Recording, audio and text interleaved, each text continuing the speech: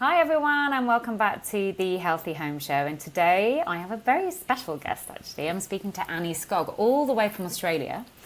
And she has a company called the Healthy Home Expert. So we're basically like two peas out of a pod.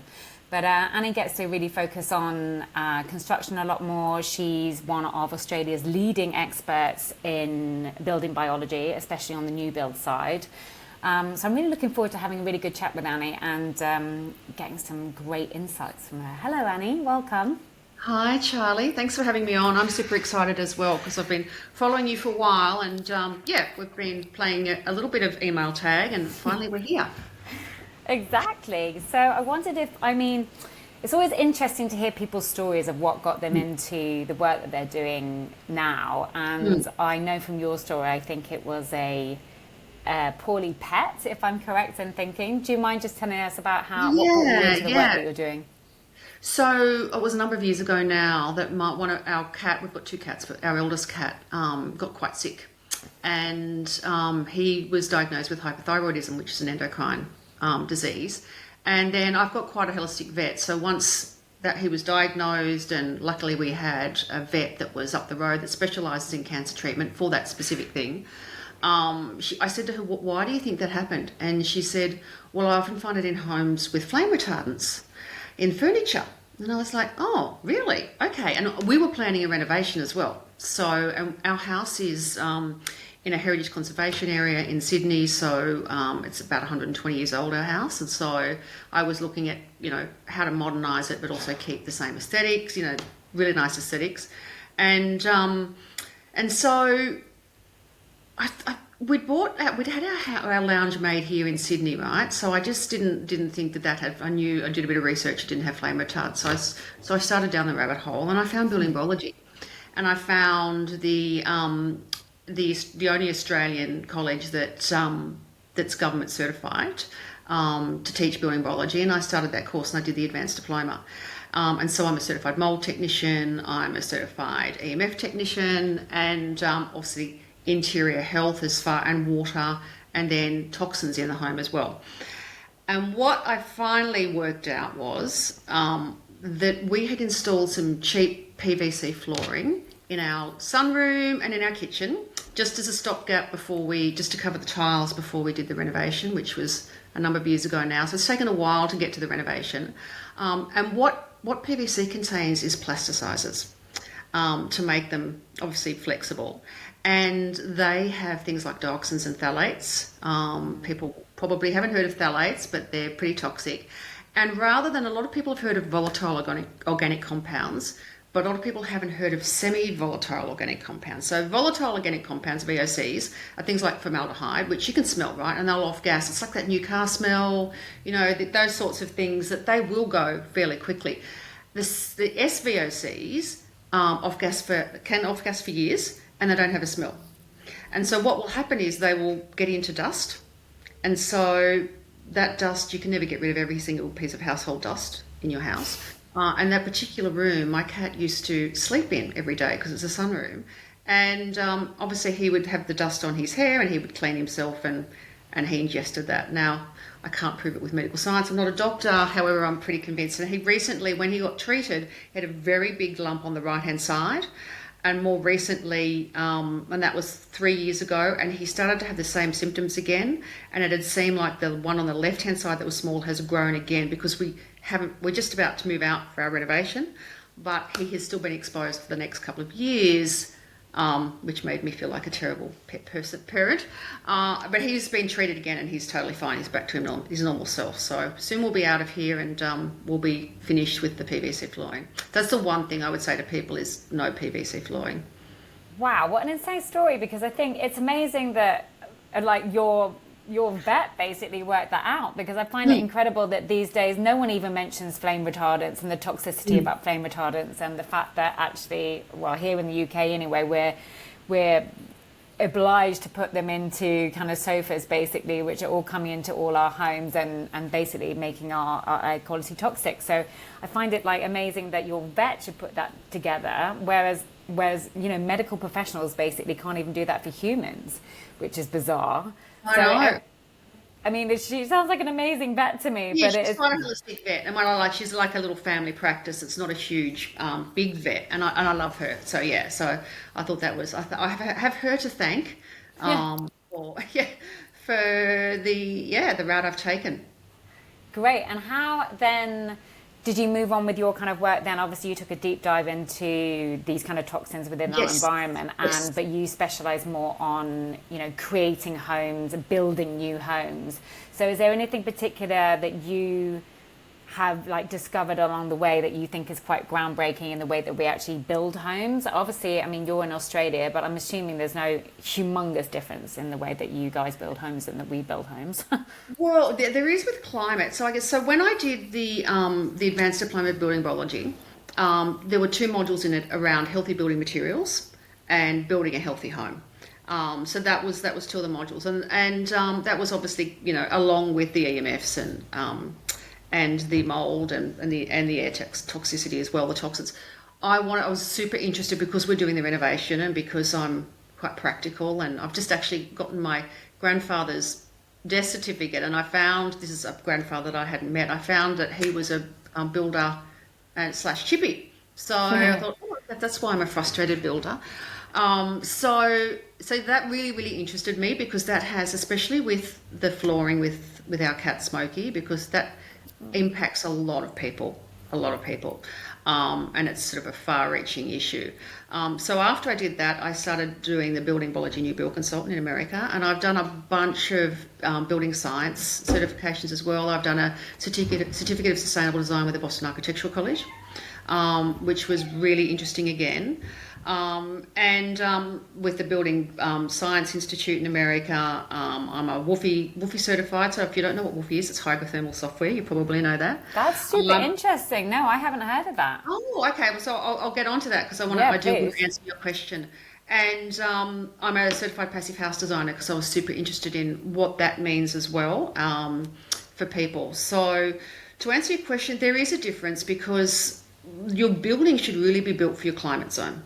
And so we've only got a couple of alpine areas. We've got 8 climate zones in Australia. I don't know how many there are in the UK, but you've definitely got more like a North America. When I did the certificate of sustainable design with the Boston, they were all American on the course with me, and they're living in Alaska and really, really, really cold places. And so the way they build is very, very different depending on where you put the insulation and the building wrap. If it's a hot, humid climate, a climate, or if it's a cooler climate. But I really go back to, and this is what I was talking to, we were watching a show the other night, my husband and I, and it really comes back to nature, and that's what building biology is. Nature's the gold standard. So if you look at all of the buildings built in the Middle East, because we were looking at it was in a Moroccan, is it Ariad? And the hotels that were they're the traditional Moroccan buildings, but they're being transformed into boutique hotels. And he said, why did they build them like that? I said, because it's very hot there, and they've got the beautiful courtyard in the middle to get coolness and then obviously they've got the right ventilation. They've structured the building so they've got ventilation and etc. So it comes back to what's appropriate for your climate. And I think, and I'm sure this happens all around the world. What really makes me very sad in Sydney is it's we're one of the most expensive cities, second most expensive city in the world to buy housing and real estate. And you've got people who are, obviously wanting to have the security of a home, and so they're building out, like about an hour from Sydney, they're buying a land and house package, and all of these houses, then they're just cookie cutters. They're not orientated. So the right orientation on your, on your site is having, in the southern hemisphere, is having the living areas and are facing to the north, whereas where you are, it would be the south. And you can do a lot of, that's called passive solar. And so you can, with thermal mass on your floors, you can actually get rid of a lot of your heating and cooling requirements if you just build in the right orientation. So these houses are built out in the western suburbs. It's very, very hot out there. They've gotten rid of all of the trees, a lot of it. So it's just houses. They take up most of the block. I don't know why we have still allowing dark roofs, because dark roofs obviously absorb a lot of heat. When we do our renovation shortly, we're changing it from a dark corrugated iron to a surf mist, to a white one, so it reflects more. And unfortunately, the companies, the housing companies that are building them, are just wanting to get them done, right? Because time is money, and so they're cheap trades. The waterproofing is very inferior, and so I guess the biggest thing here I would say is that's the biggest issue for me, is the fact that people are they're moving into these houses and they honestly don't know what they're moving into and what impacts they're going to have. There was a study by the Tasmanian University. 1 in 10 new builds in Australia will have mould and condensation issues within the first 10 years. And houses now are built, they literally are 20 to 30 years. We've got neighbours 2 doors down that did a renovation 4 years ago, and saw a couple of tradies there the other morning and said, "Oh, what's going on?" I said, "Oh, the waterproofing's gone in the bathroom." Like, that should not happen in 4 years. It should not happen. Yeah. So yeah, that's probably the biggest thing is that I see that we aren't building for climate, and we're not. A lot of the time, people will do new homes when I really like to have. If you want to reuse materials where you can. But people just aren't aware. They just don't know what they don't know. Well, not only are we not building for climate, but basically it appears like we haven't been building for even humans. Do you know what I mean? It feels like, form has really taken over from function, like, for as long as I can think, basically, in the architectural world. And now it seems like we're starting to have the conversations about how we can build places that, like, are optimal for human health, which is great. But like you say, we haven't even started to think about the kind of climate question yet. And we have the same issues in England. We kind of throw up, we've got a housing crisis like everywhere else seems to have at the moment. And, they're throwing up buildings really quick. And not only are the quality of the buildings not that great, and they have mould issues, particularly after not that long. But also, there's not the infrastructure being built either, so it's affecting communities, which then affects people's mental health, which then affects kind of the loneliness issues and all this kind of stuff. So it's like you're saying, we have to kind of look at these housing issues, whether we're the areas that we're looking at and the housing that we're building from a very holistic point of view, because we've been looking at everything very one-dimensionally and it just doesn't work anymore. But that's super interesting what you're saying about kind of what you look at when you're building, because I think that's kind of the next step as well. Not necessarily even from a climate point of view, but I think it's our biggest outlay of money in our lives, really, isn't it? To like buy a home or even to rent a home, really.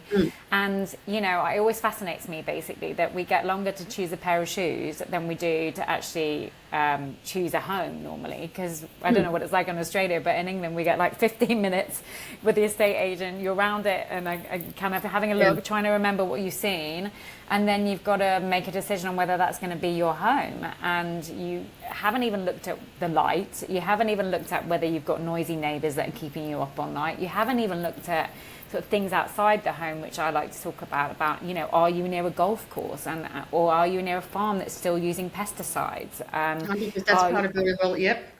Are you near a landfill site? And all these things that we haven't even got sort of like on the agenda yet. And I really think in the future that's going to be something that we're all going to have to look at. And I don't know how that's going to work, because I think, everyone's going to be after the kind of the premium homes, because we've been building them so badly for so long.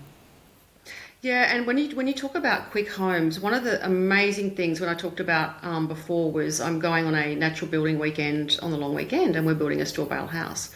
Now, straw bale has the best insulation. It is amazing, right? And that's something that that is very easy to do, and that you can have as a much lower cost of building, because there's actually companies here now that will build the panels, right? So they've actually pre-made panels with the straw in them. And this is the gentleman that's actually working with us on the natural building. I did a natural rendering course with him at the Sydney Permaculture Institute. And he provides these panels of straw bale, and you can actually build a house in 3 days. A 2-story house. And it's amazing insulation. You'll cut down on your heating and cooling. So that is the type of quick house that I would do.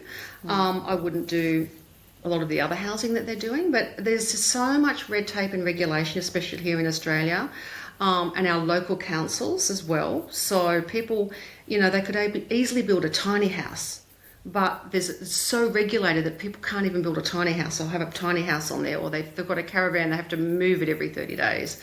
We're just Because so of planning restrictions. yeah. Yeah.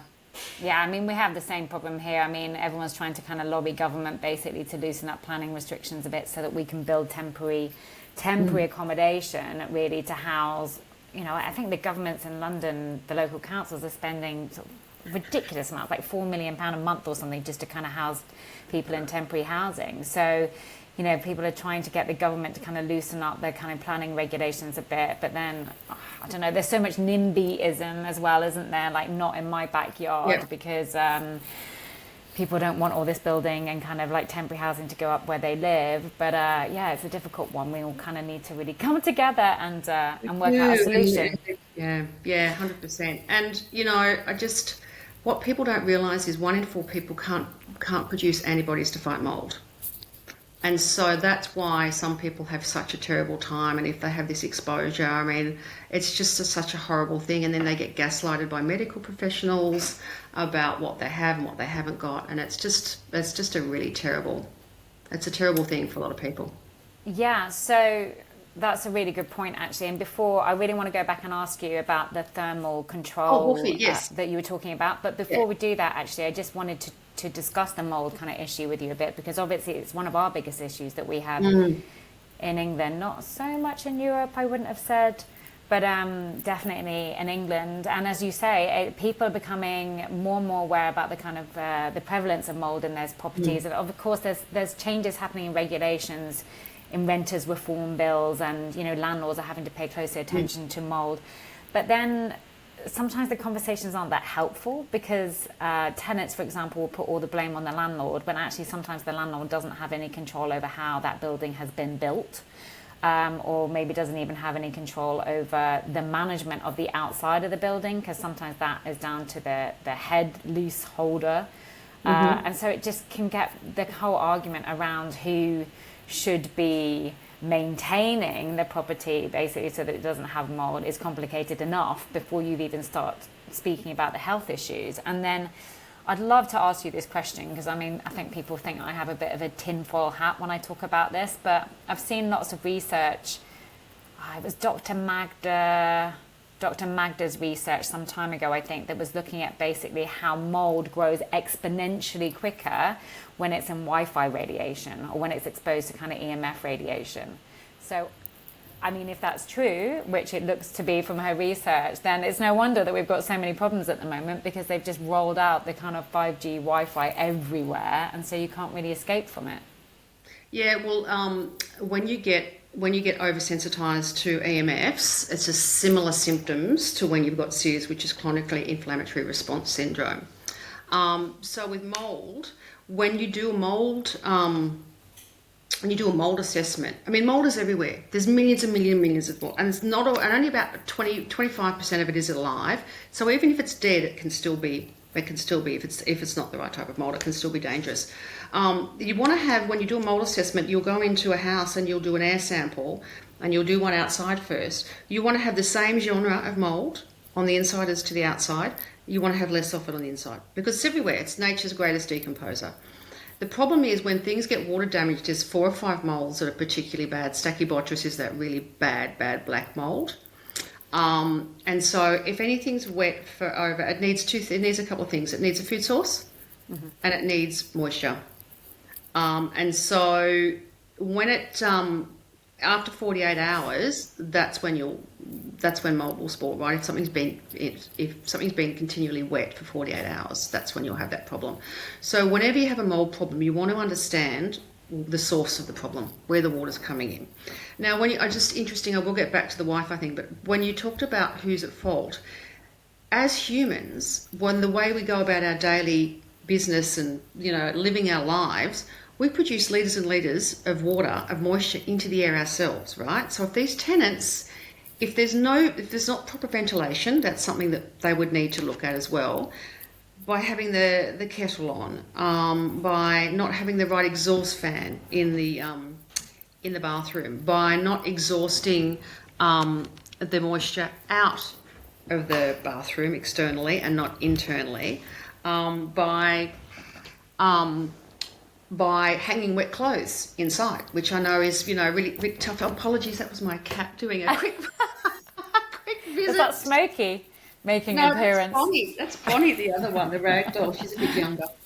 Apologies for that. That's okay. a bit of a viewing of a white fluff.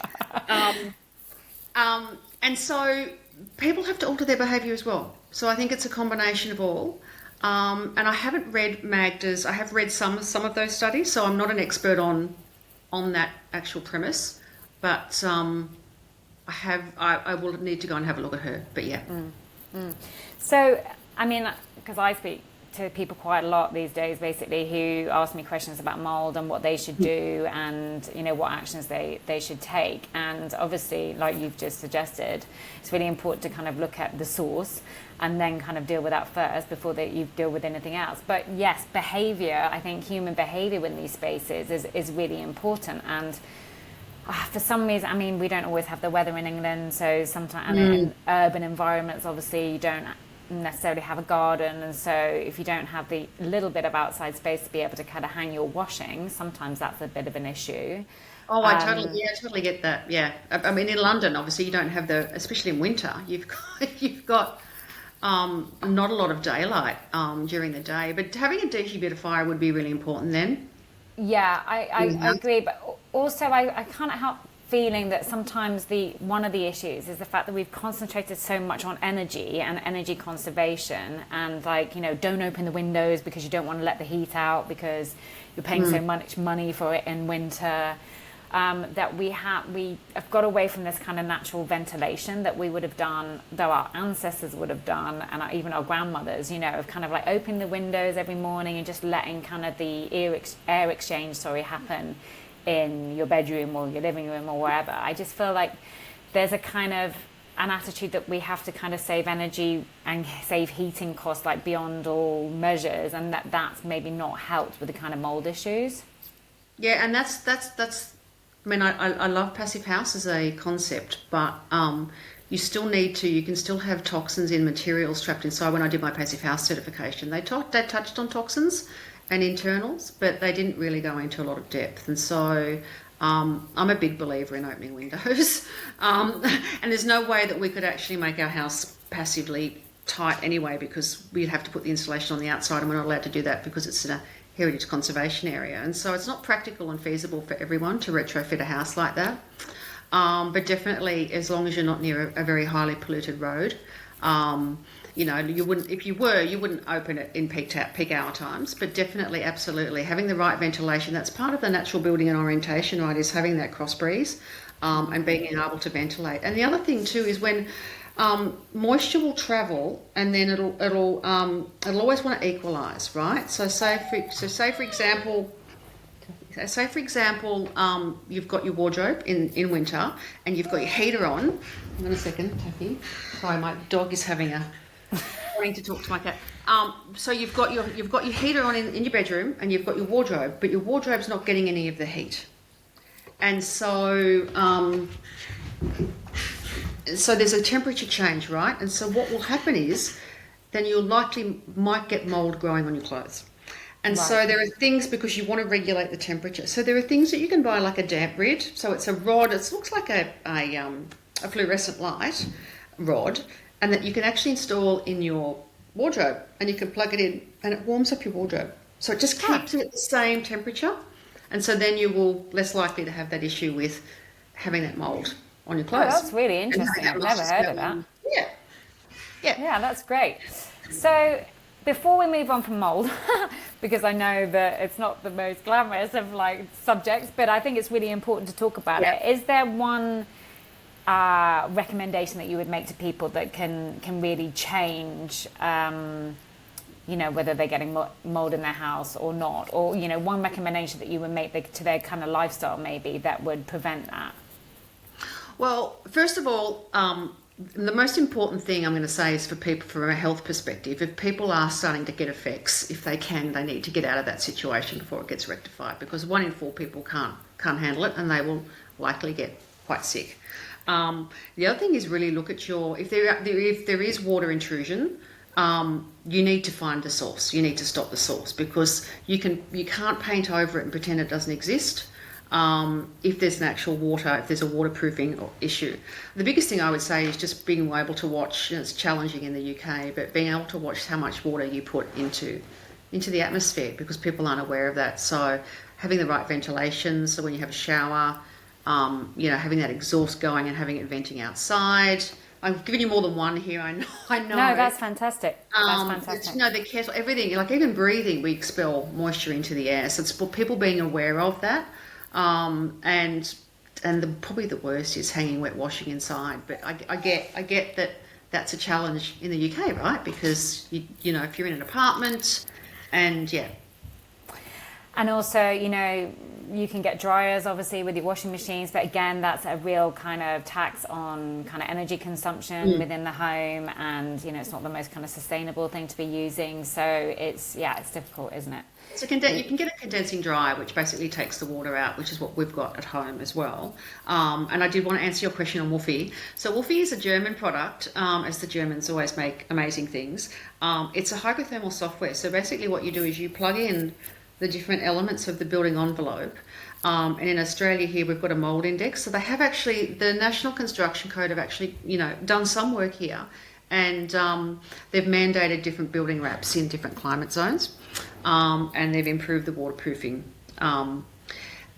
requirements in Australia. And so you plug the the elements of the building envelope in, and it'll give you an index. And so anything greater than a 3, then that means the likelihood that mould is going to form within 10 years is there, right? So you want to have it under 3. Okay, so that's like a really useful bit of data to be able to kind of see how your building is performing at the moment, and like any preventative measures that you can make going forward. Especially if you're building a new house, or if you're doing renovations, or but it's mostly for building a new house. Okay. You can check that. Yeah. Oh, that's great.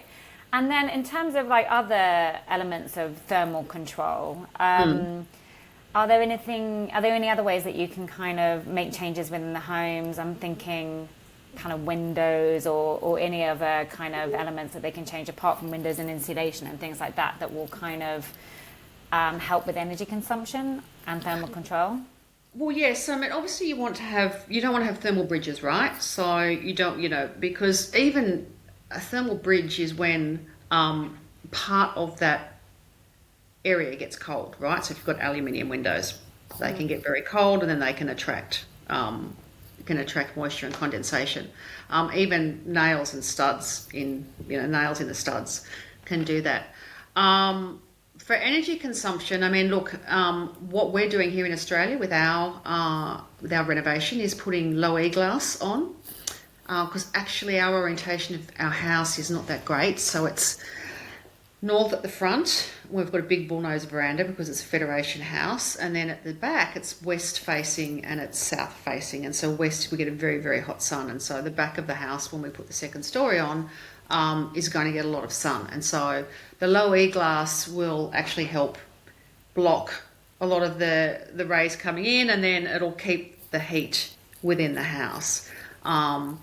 So the other thing is having natural things like if you can build with the right orientation, and then have your like things like cement slab, so that can actually take in the energy of the sun and then release it. Having the right eaves on your house, and so basically you want to let the winter sun come in, but you want to block the summer sun, and you can do that also with planting as well. But definitely having the right building envelope. I mean, that is critical, and insulation. I mean, you can't go past that. And having your roof insulated. Don't have an uninsulated attic. Just don't let the heat escape that way. Yeah, that's probably the biggest things is going out the cold. Well, in building biology, we call it having a good hat and boots. So you've got eaves, and then you've got your foundations. But don't let the energy go out through the hat. Yeah, no, completely. And we've got a big push in the UK at the moment they're building out loads of kind of solar farms, let's say, in preparation, I guess, for the sun that we're meant to be getting. But how are they kind of utilising solar in Australia? Because obviously you guys have a lot more sun than we do. Yeah, we do, and I'm not getting solar, to be Okay. honest, because our house is not huge, and the challenge with solar for me is that the inverters give off a lot of dirty electricity, and people don't realise that. Yeah. And so it's very important that you don't have the sleep or spend a lot of time on the other side of the inverter. And some of the new solar panels have got inverters under every solar panel, and so if they're all on your roof, then you're sleeping under them is not a good thing at all. The other thing with solar here for us, just I'm talking about on houses, is that when they're storing the solar, they're actually charging our lovely government is actually and utilities companies are actually charging more for you then to store that solar back in the grid, right? However, they are looking at, and this is happening quite rapidly, having home batteries, and I think the government will look at helping people finance home batteries so they can store the battery, obviously the energy in a home battery. I've not looked at what any kind of EMFs are coming off a battery, so I haven't seen one. But that's the other reason I won't get an electric car generally, because the inverters generally above, if the engine's in the front, then the inverter's above where you're driving, and it's above all of your organs and your reproductive organs as well. People are probably going to think, oh, I've got my tinfoil hat on now as well when they're listening to this. But solar farms, yes, they're doing solar farms here. Yes, we have a lot of sun, but we're going down this route at the moment where they want to do everything with renewables, and we've seen countries of Spain around the world that you just can't do everything on renewables. You just can't, right? So they're very anti-nuclear here, the Labor government, and Trump, for all of his failings, has just approved expansion of nuclear over there. So yeah, it's a tough one. I love the concept of it. I love the concept of renewables. However, we need to have reliable energy and affordable energy as well for people, especially in somewhere like the UK.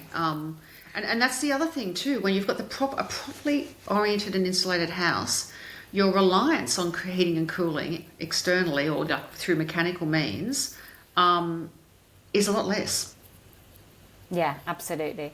No, I couldn't agree more. And I'm really glad you mentioned that, because basically I think people will think I'm mad when we talk about electric cars. I see so much of that kind of in social media and everything at the moment. And so many people are reporting like severe illnesses basically because they've been driving their electric car like for so long. But also within the home, I see so many grants going out in the UK at the moment for people to get solar panels on their rooftop, and I'm like, I don't want that above where I'm sleeping. Because of what you say, because of the the kind of EMFs like given off.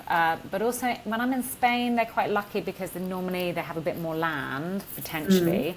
So sometimes they can have the solar panels kind of separated from the house and just. And that's what I would recommend. If you can have it on a garage, and put the inverter on the garage, then that's what absolutely. If that's what way you want to go, then do that. But as you just said, all my friends were kind of celebrating, oh, we've just had a power cut for 24 hours, 48 hours or whatever it was, when the entire country and Portugal lost all of their you were power. in as well, right? Yeah, and also for 24 hours it's amusing and quite fun because you've just kind of gone back to the 1990s when everyone's not totally obsessed by their phone and can actually talk to human beings face to face again. But cut to like 3 days, and when everyone's starting to run out of water and has no cash left to basically pay for anything, it wouldn't be quite so amusing anymore. Yeah, exactly. And look, we might, if home batteries are affordable and are a good thing, and maybe we might get solar and put it on. We've got a one car garage, so maybe we might put on the garage and have the battery there, and that's fine with me as well, because unfortunately we don't have the best orientation of our house. That's really interesting. That's something to look out for. I've never heard about the home batteries, but yeah, that would make total sense going forward. Yeah. I wanted to ask you a little bit more about your healthy home framework and the 8 pillars that you work with, because it'd be really interesting to kind of discover and explore a bit about what those 8 different pillars are, and also following on from that, I guess, like what does your normal day involve in terms of like if you've been asked to go and consult on a project or whatever? What would you guide your clients through these 8 pillars, or how would it look like working with you? So the 8 pillars, I mean, they're not anything new or startling, right? So it's really around nature is the gold standard. So it's a building biology principle. And so clean air is obviously, we spend 99% of our time indoors, and people are just, well, actually 90% of our time indoors. And people are just really unaware of the sorts of things that we're exposed to. And even me, where I live, we are within 500 metres of quite a busy main road. So I can't really change that. However, we do generally keep our windows closed when it's peak hour. And to your point, and I'm glad you said that, when I say to people, the people are so excited to live on the edge of a golf course. Like, absolutely not. Absolutely not. And so, yeah, sporting fields, golf courses, anything where there's pesticide drift. Yeah, I mean, it's just pesticides have been linked to Alzheimer's, Parkinson's, like they've been linked to so many things. And I grew up on a farm, actually. And so I still remember when we used to have a crop duster, and there was the big mound of pesticide there with big tarp over it and tires against it to hold it down. And I'm surprised I'm not sick. You know what I mean? Like, because I grew up with that sort of thing everywhere. I actually grew up in the Middle East, and every week they would drive around with this humongous lorry, literally spraying the streets with what must have been insecticide. And it absolutely stank. And my parents were like, "Oh, the smell!" They call it the smell lorry, because like the smell lorry's coming. But like intuitively, you just knew that you had to basically be as far away from this thing as possible and indoors. But you can't avoid it totally. And funnily enough, have you ever found out what was in there? Have you ever done any research? I don't even know if I want to know, but I've had to do loads of detoxing around it. And funnily enough, when I've worked with some practitioners around detoxing from other things, like, and done some energy healing on top of other healings, they've said to me things like, "Where did you grow up? Because you've got loads of energy of chlorine and other quite strong chemicals in your body." And I was like, well, yeah, I spent my life in swimming pools because that's what you do in Saudi Arabia because it's so hot. And also with these horrible, they're just spraying the cockroaches everywhere, like en masse. It was pretty hideous. But yeah, anyway, I understand your point. Yeah, so I mean, clean air is a must, right? So that exactly those things. So try not to live within, use an Australian term, cooey of a really bad road, right? With pollution of obviously cars, diesel, lead. So there's no safe amount of lead that anyone can have in their body. There really isn't, right? And so there's a lot of lead that's obviously produced from cars and from diesel. And then water. So, oh my gosh. So there is now such a public growing awareness of forever chemicals, because almost weekly I'm actually, and I took a screenshot of it in the Sydney Morning Herald this morning about people talking about the cover up and how long that these forever chemicals have actually been in their water. And so people are starting to now become aware of that. And I have a reverse osmosis is the best water filter that you can get to get rid of everything. Mm-hmm. And I had one that was a countertop, and a friend of mine asked me how much it was, and it wasn't cheap because we actually haven't put one in under the sink. We're going to do it in our renovation. And I'm doing it point of outlet because we've got very old pipes as well, and so there's lead soldering around some of those copper pipes, and so there's no point putting it on the edge of a whole house for us because it could travel through those pipes. So I'm doing it on point of outlet. So for what we consume. And she was, she said, "Oh, I don't know if I want to spend that much money on a water filter." I said, "Whatever." And then it was probably 6 months later when all of this started to happen in the news, and she started to read about it, and she asked me about it again, and she bought one because she suddenly started to realise what they can actually do to your body. And so clean water, and people just don't realise that a Brita filter is just a carbon filter. It's just making it taste better. That's not taking out things like forever chemicals out of the water. So absolutely. The other one is low tox materials, and so we've covered that a lot with the PVC flooring. And things like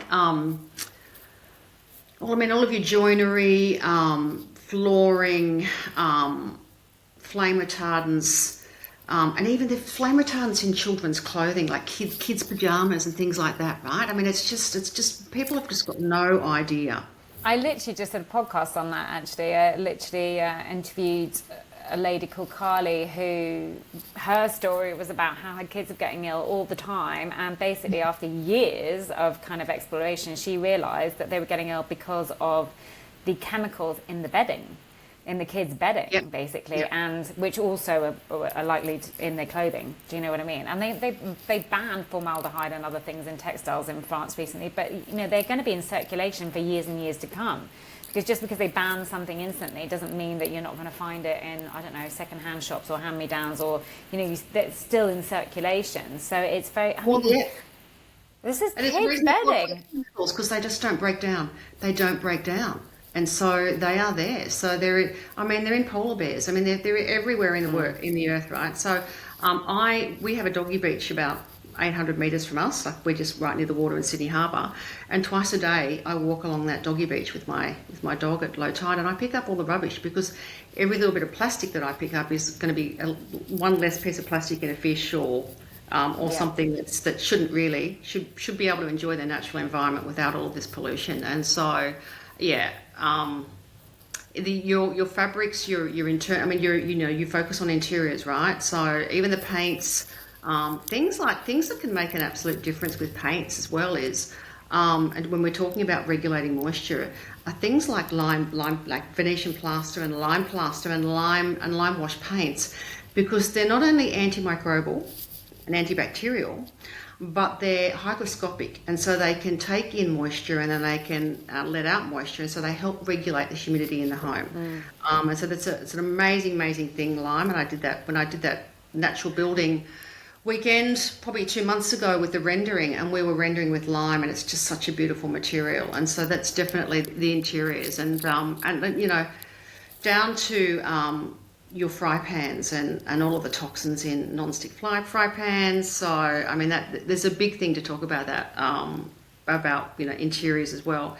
And then low EMF, right? So, and people sort of think, oh well, I'm only exposed to this or for that. It's the whole body exposure all the time.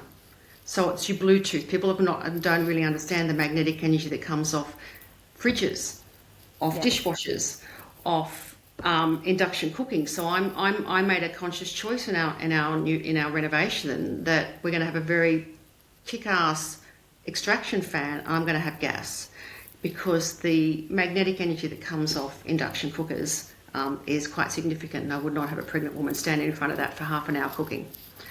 And so, Not to mention microwaves. well, microwave, you can stand half a metre away and you're okay, right? So you can actually distance yourself from that, but yeah, like people are all going induction. You know, it's a great thing, yeah, because everyone wants to do electricity, and gas is a very dirty word, especially in Australia.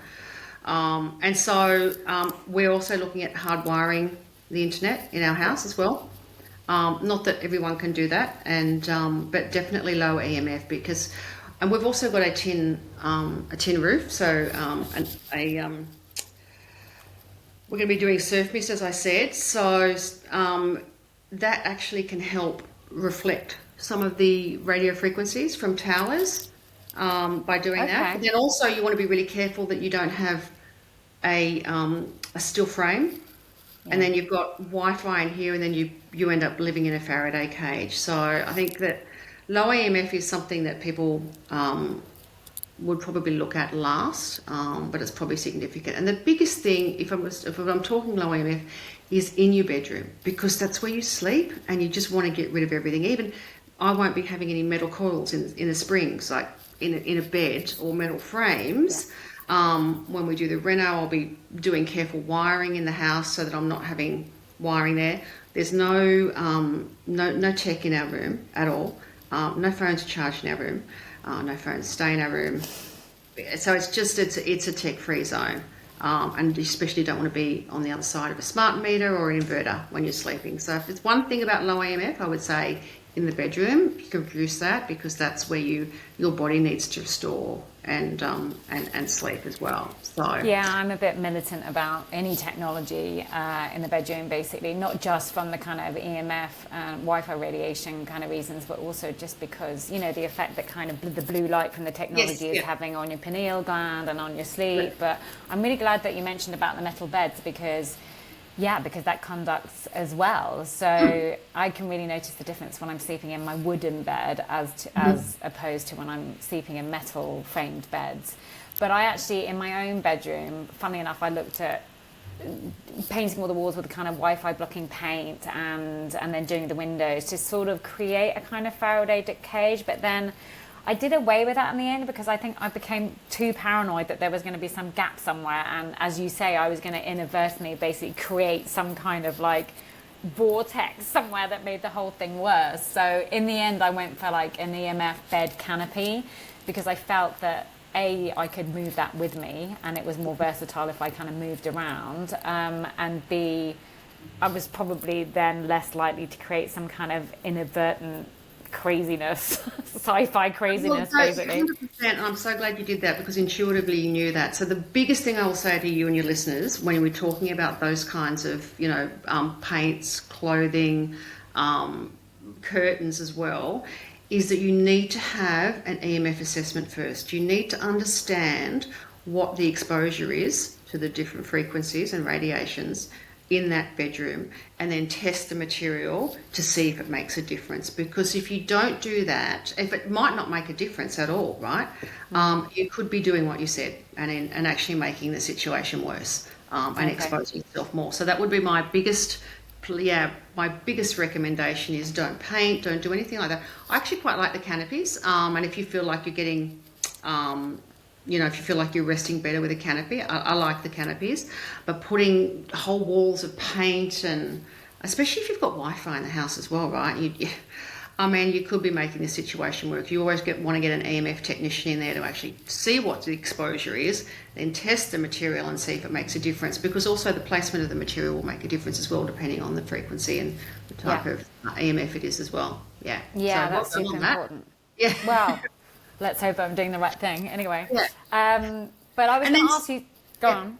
I was just going to go back to your original point of like talking us through kind of what you get most requests for. Who are your normal clients? Like, what do you find that you'll spend more time on consulting around kind of new builds, or is it specific kind of ailments or specific kind of problems that normal clients have? Yeah, so for some reason I get people that are in older houses like myself. So I got called to a lady, gosh, poor lady. Anyway, I'm obsessed with Italianate architecture. Anyway, so it was in a suburb called Glebe, which is a little bit closer to the city. I'm about 5 kilometres from the city, CBD, and the Glebe's a bit closer. And I went there, and it's this amazing Italianate home. It's just incredible architecture. And she and her son were so sick from mould exposure. And when I went in there, the first thing that I saw was wallpaper everywhere. That's probably the building biologist's worst nightmare, is seeing wallpaper, because more often than not, it'll trap moisture and it'll cause mould if there's moisture intrusion. But what really happened for her was this house was built in 1860, I think. And it was an incredible house, but there were hardly any eaves. And the gutters were broken. There wasn't enough gutters, and so what was happening was the water was coming into the walls, and staying and pooling in the walls, and then obviously creating this issue, right? She had dehumidifiers and everything in there. She's had foggers in there, and she was asking me, what should I do? And I said, listen, I'm not a mechanical engineer, but you need, with your architect, she's got an architect, I said, you need to probably replace the roof, you need to extend the eaves, you need to protect your house, and you need to stop all the water intrusion. I had my moisture meter there, and just some of the walls were just off the charts with moisture, right? So obviously they needed to dry out, but they needed to stop the moisture coming in. So I get a lot of older houses, and then we went over to her mother's house, and I was quite shocked when I got there. It is the oldest house in Glebe. It was the original house in Glebe, so it was the original estate, and this house is incredibly insane, amazing, big log ear, just incredible, like the original black butt flooring. And they were doing a massive renovation and restore. And she said, "Oh, look, we can smell a bit of mustiness." I said, "Look, you're doing a whole bunch of renovations right now. You know, if it's impacting your mum's health, wasn't really, but you've got so much going on here. You need to, once the renovations are done, then you need to have a look at it." So I do get a lot of renovations, and some new builds. I've got friends who are architects, and so I work with them as far as looking at Wolfie as well. And it's people becoming more aware of, I mean, it really is education that this kind of service exists, right? And I'm also halfway through creating a course for architects and builders I've had called the Healthy Building Materials course, Healthy Building Mastermind. It's just been approved by the Australian Institute of Architects for 6 CPD points. So fantastic. Yeah, which is fantastic. So they get 6, they have to do 30 a year, I think, and so they get 6 doing the course as well. So I'm halfway through that.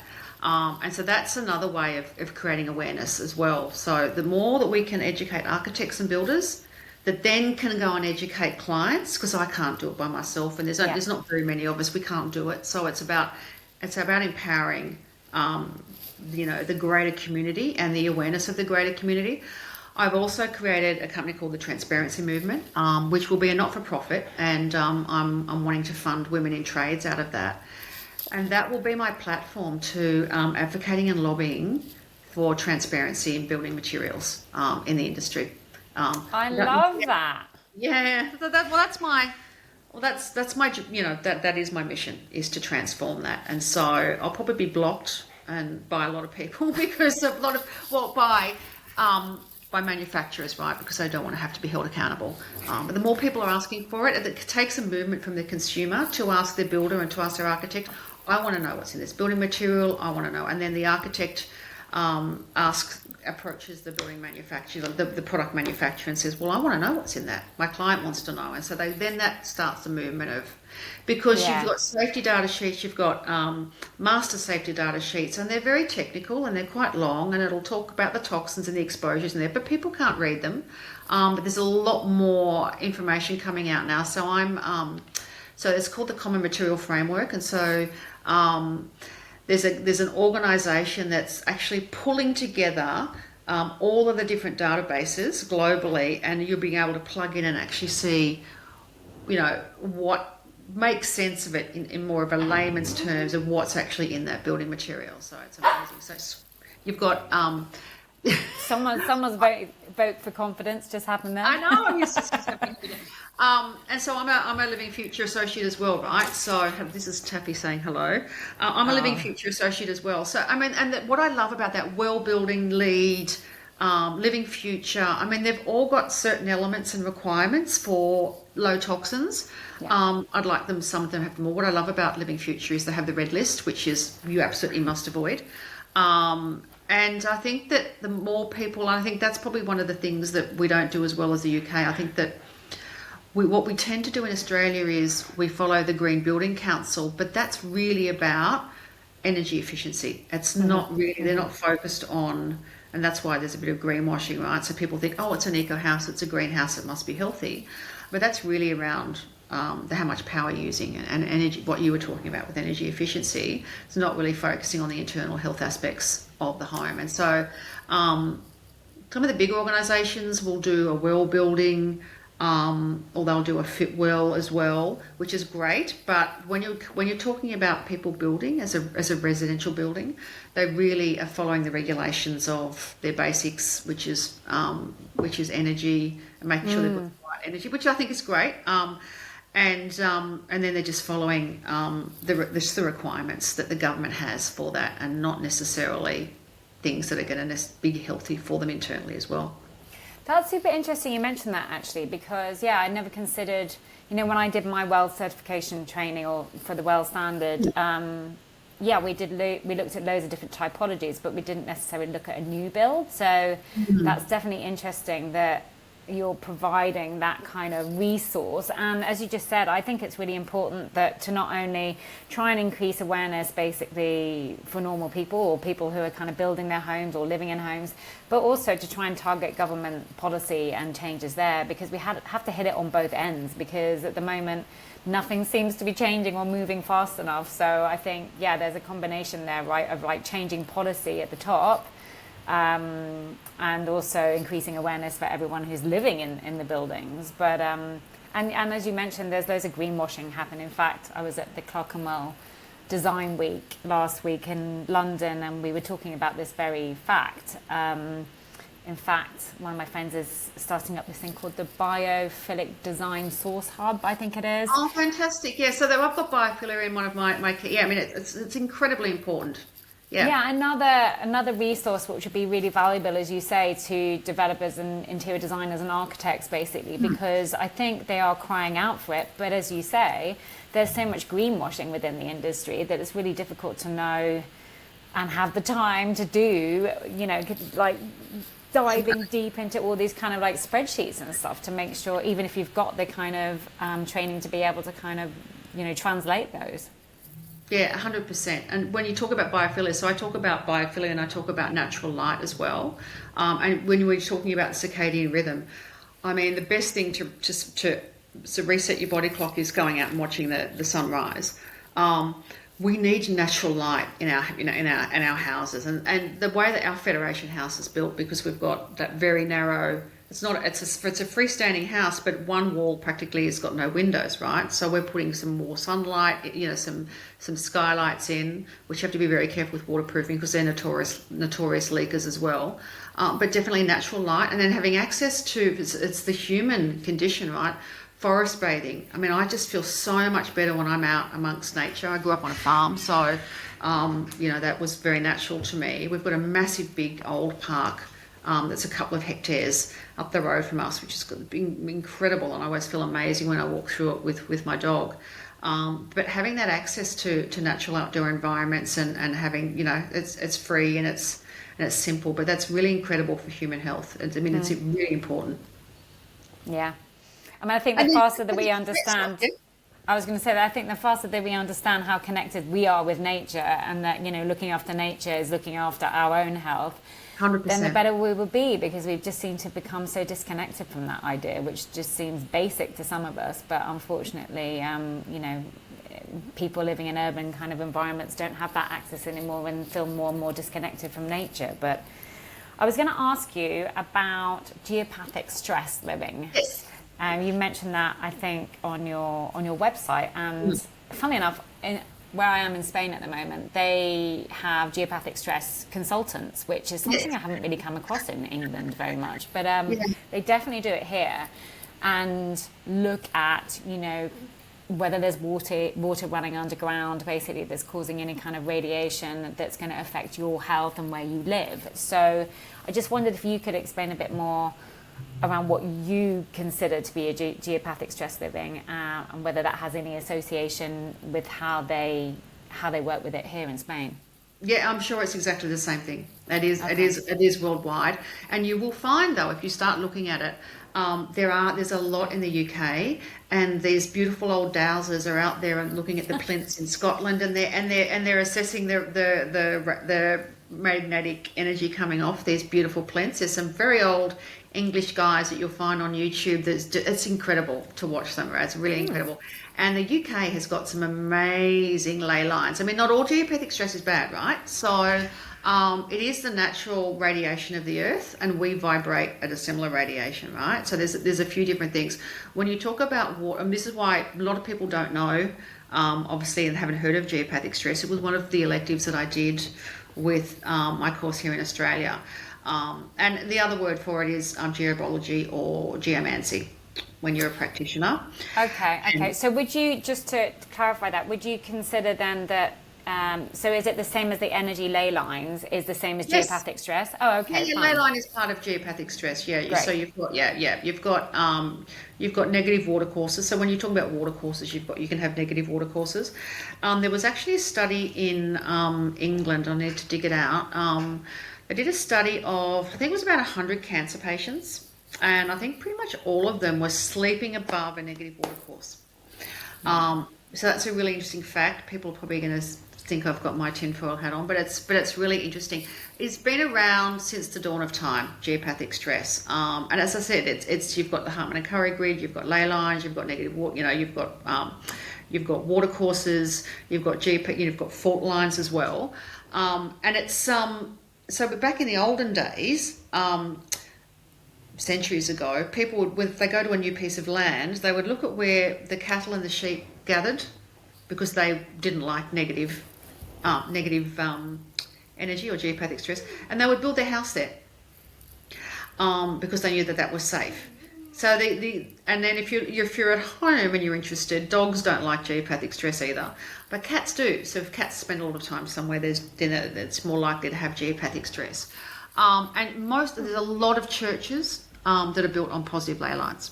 So Stonehenge is ley lines. So ley lines can be next door, they can be cross-state, they can be cross-country, they can be international. There's a really amazing lady, and I can't think of her name now, but she's got this project called Lay Love Down, where she's wanting to just protect all of the ley lines globally, and I need to find her. Her name's Rachel. She's in Australia, but they're a beautiful thing, ley lines, and so it can absolutely impact you. It can impact, similar to feng shui. Just by moving your bed in a certain position, but most especially is not having a negative water course under where you're sleeping. Absolutely. And then another example, the CEO of the college that I worked at, that I did my course at, she had real problems conceiving and had a massive amount of miscarriages. And then she did some research on the land, and she found out that it was an old Aboriginal, it was a sacred area for men. Right, and so you never want to build or will live above a sacred area like that. And so as soon as they moved, then she got pregnant. Now you can read that into that whatever you want, but that's absolutely got to do with it as well. Wow, that is fascinating. Yeah, I mean, I love looking into feng shui as well. I think it's really important to look at both sides of the equation, right? Because there's a lot of kind of real scientific stuff that you can dive into around creating a healthy home, and that's one side of things, I think. And I love looking at all the science and the data and looking at kind of air quality monitors and all that kind of stuff. But then on completely the other side, I just think it's really important to look at energy and flow and feng shui and all these beautiful, really ancient practices that people have used since the dawn of time, that intuitively they knew were really positive or negative for our health, and yet we seem to become disconnected from, unfortunately. We have, and you're 100%, and it's the same as they knew how to build for the natural climate, right, that they were in, because that's all the resources that they had, rammed earth or whatever they were using, and it's the same then. We've become so disconnected, we're so connected to tech. When you were talking about that before, I was just thinking, thank God, I think you're a Gen X like me. I grew up obviously on the farm, and then when I moved into a town in my teens, and then, we would be outside roller skating and, doing whatever we were doing, and obviously no tech anywhere. And so when we're talking about biophilia and that connection to nature, so we were always outdoors, whereas unfortunately, children today are spending a lot of time indoors, and they're totally connected to that screen. And I think they're missing out on a lot of joy and a lot of really healthy way to grow their brains as well. And so geophilia, low geopathic stress, and it's not easy to find a geomancer, but it's super interesting when I dowse. And you think it's a bit woo-woo. I'll never forget the first time my husband, and he saw my dowsing rod moved, and I was asking questions of yes or no.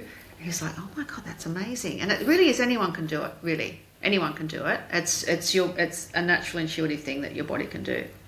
Yeah, that's super interesting. It's a bit like the same that what you kind of do with the body. What's that called when you're kind of asking yes or no questions to the body? Kinesiology.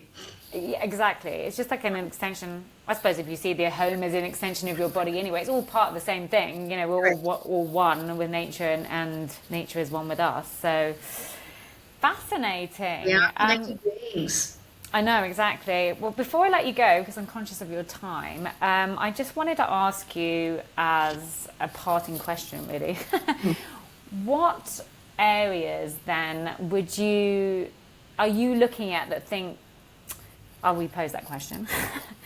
Where do you think we need to make the most changes, basically, when we're looking at healthy home as a customer or someone who's living in a healthy home and wants to make their home, optimize their health in a home?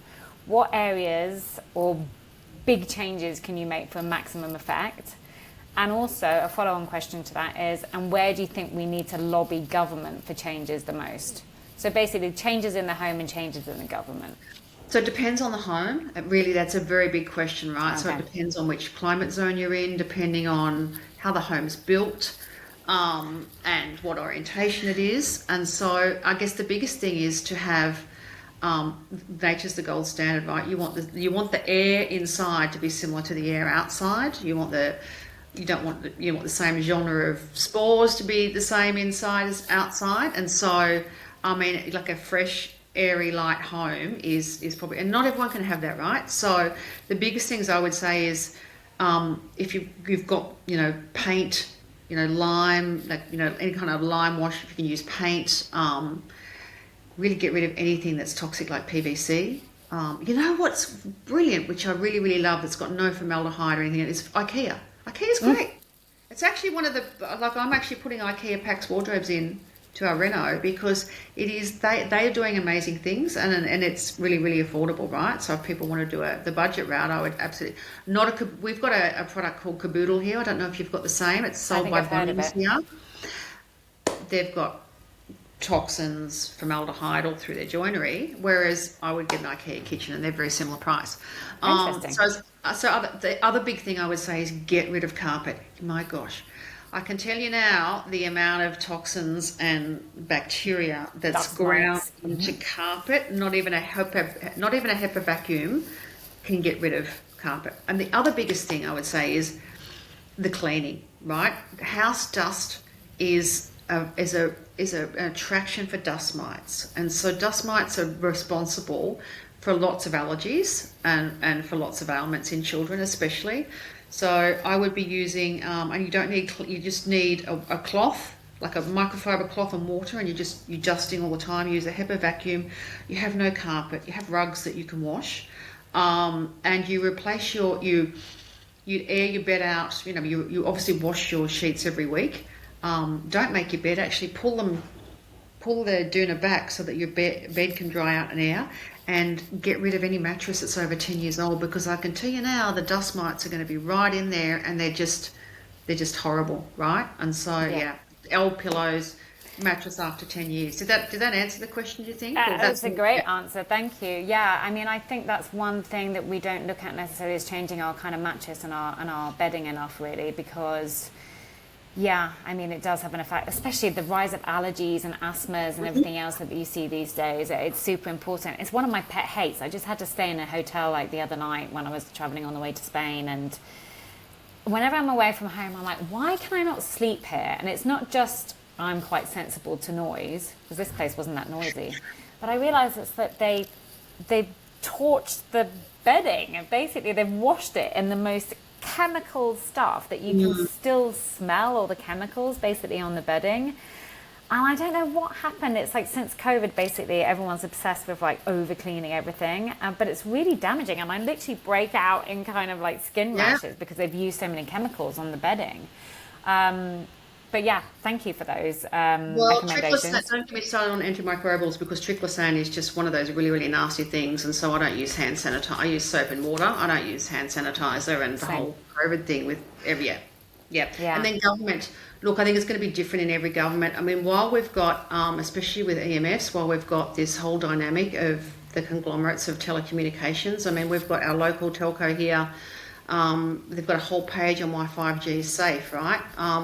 It's not just the 5G, it's everything that you're exposed to, which is the whole body. When they did the testing of, there's a book called I'm Not Sam, and the dummy that they used to test mobile phones was, it was against, and it's done, the testing is about how long can you have the mobile phone against you before it heats up too much, before it gets too much, which is about 6 minutes, right? And that's one part of the body. It's not the whole body exposure. And there's a guy, and I think you might have had him on one of the EMF guy.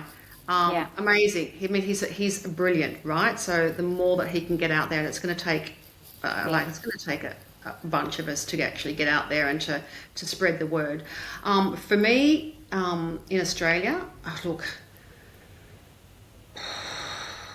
I mean, the government just don't want to hear about it. It just took for the whole mould. So basically, the government funded a couple of $1 billion to Macquarie University to look at mould, and Nicole Bilsma, the CEO of the college, was involved in that.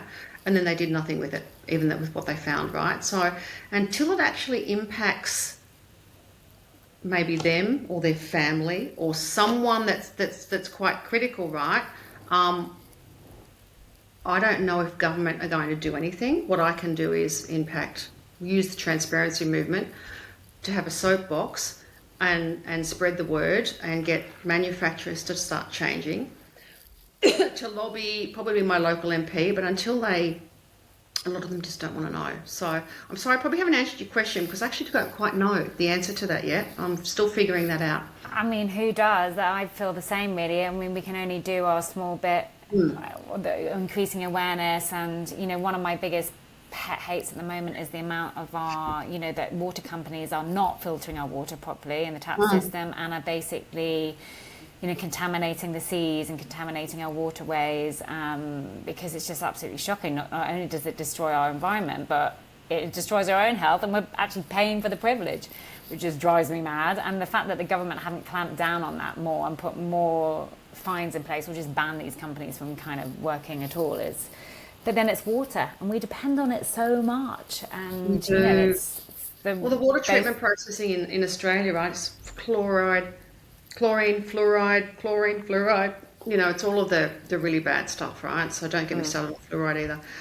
But you can actually get a KDR filter that you can put on your shower as well, so it will stop the chlorine. It'll actually, that's chlorine specific, which is really good. So you can stop the chlorine. I mean, you've spent a lot of time... I think it's something that people don't think about enough, because when I talk about water filters a lot, people only think of, the water filter being in your kitchen, basically, and cooking with filtered water, etc. But skin is our biggest organ. And, if we're kind of showering all day and having baths or whatever, exposing our skin to that water without a filter on it is... And you'll probably notice if ever you've had a shower in rainwater and you've washed your hair, how soft your hair is. Because I grew up on a farm, so we had rainwater. And so I always love when I go back to any kind of rural property or somewhere where I've got rainwater and I have a shower with rainwater and wash my hair is just so soft afterwards. Amazing. Yeah. Oh, we just need to all go and live in the countryside in the middle of nowhere, basically, and wash our hair in rainwater. That sounds great. Listen, Annie, there's so many more things I'd love to ask you about, but I'm conscious of time. We can do another one. I'd love to. That would be fantastic. I would really love that. And it's been fascinating following your work, and thank you so much for the work that you do. And it's thrilling to be able to speak to someone who's kind of like on a similar, if not like identical, but a similar path to me. Thank you so much for your time today. Thank you for what you do. I mean, it takes a village, right? More than a village, it takes a nation. But yeah, it's amazing with your podcast. That's so kind. Thank you. I mean, it does. And also, I think it's all about collaboration, isn't it? Which is what I love about being able to do podcasts and speak to amazing people like yourself across the other side of the world. I mean, as much as I hate technology, it does allow me to speak to you and gain all your insights, and which I know people will really benefit from, as I have myself. So it can't all be bad, can it? Well, enjoy Spain. I hope there's no more blackouts for you there while you're there. Enjoy the wine. And thank you so much. We love a bit of Spanish vino. And we'll chat soon. I will send you the thesis link as well. So that's really interesting with the baby monitors, because it's a fascinating read when you've got time. That would be amazing, actually, because I'm sure I'd love to be able to pass that information on to people, because as you say, a lot about convenience is killing us slowly, and it's really not good to be putting this kind of like wireless baby monitors in with kids, along with the bedding. And my God, there's like a whole kind of episode in its own right with the kind of toxins that are around children's bedrooms, which is insane. No, just children in general, because they're not little adults, right? They've just got a very different makeup, and so yeah. Anyway, thank you so much for your time, and I wish you a great day. And look forward to speaking to you again soon. Thanks, Charlie. Bye.